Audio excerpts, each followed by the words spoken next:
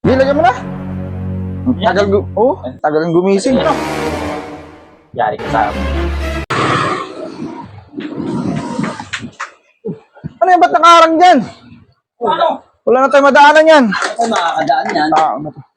Tulog-tulog nangyari dyan. Uy! Ba't dyan ka nakaharang? Dito pa nagtayo ng duyan. Uy! Kasi makadaan yan.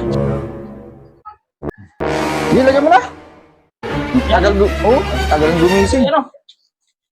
Yari ka sa amin. Uy! Wari ko na eh. Paano kasi dyan ka nakaharang sa, sa kalsada? Alam mong dadaan kami, wala kang madaanan, no? Sa daan kami yun, hindi kayo makadaan. Kanina pa kami dito. Kaya na marami ginigising. Sa ayos mo to. Ayaw. Tingnan mo ang ginawa mo, wala kang madaanan, no? Dapat ginising niyo ako. Kanina pa kami gising ng gising sa'yo. Pinuhuda. Eh, alam mo init sa bahay eh. Dito malamig dito, mahangin dito eh.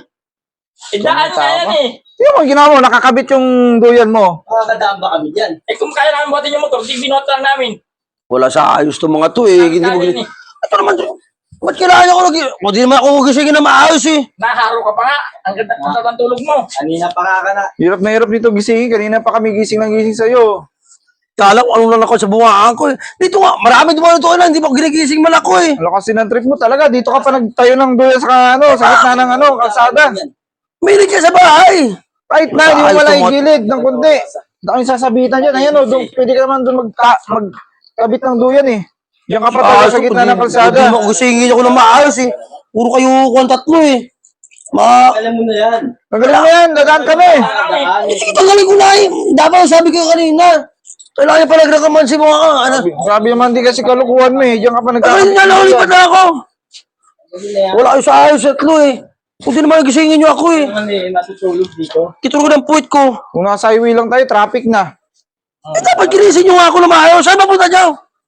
Magsusundo. Sundo. O, dito sino kayo? Pag-alis naman natulog ulit ako. Pupunta pa kami sa school eh. Wala sa ayos itong mga to. Kailangan pa talaga lagyan ng kalamansi buha. O, sila na kayo. Tutulog sa daan. Wala. Doon ka magkabit doon sa loob Sila mo. natulog ulit ako. Masaway ko mga to eh. Eh, O, di man sabi na dumaan doon eh. Kailangan pa ako lagyan ng kalamansi sa buha nga. Sila. Ito mga to. Pasaway sa itong mga to. Alam nila na natutulog ulit. Paridad dito eh. Ha? Nangyari sa'yo? Natutulog ako. Tapos? Eh, dumaan na kuhan, katanggol. Si Rigor sa kasi lower. Ilagyan pa mga kalamansi buha ako. Kahit sino ba naman. Alam mong daanan dito eh. Dito ka matutulog. Eh, alam mong daan to eh. Eh, meron naman tayong bahay na tulugan. Uy, bakit pumunta ka dito? Isa dito mahanga, mainit sa bahay. Buti ka may aircon Kahit tayo. na, daanan pa rin to. Daan to eh. Eh, kahit sino talaga eh. Dadaan. Mabuti sana kung hindi taga dito yung mga dadaan. Mainit ka sa... Buti naman to. Pagdaan di, angat nila ako. Buti Itulog naman. ka eh. Ginigising ka yata eh. Ginising ka ba? Eh, ako sa bahay. Diba nagising ako, nilagyan na kalamansi buhaan ko eh. Ayun, may mansan na yung damit mo. Eh, kinagat ko sila gumawa. Hindi ka na sa bahay kasi. Tapos ngayon, dumaan na sila. Inanuhan ka ng kalamansi. Ngayon, ibabalik mo pa. Eh, paano kung ibang tao ang dadaan dito? O di mas lalong magagalit sila Eh, sa'yo. tara. Tanggalin mo na yan. Doon ka na sa Masarap bahay. dito, kasi mahangin dito eh. Problema kasi sa'yo. Dito ka pa sa daan eh. Kahit sino naman eh. Tara, tara, sabay na tayo, tara. Pinagalitan niya Ate Beth. Sa TV ka nagbantay sa akin. Sabi ko, bantay mo ka TV. Sabi ko, Sigurado ka? Sabi ko, magisingin mo ko, te.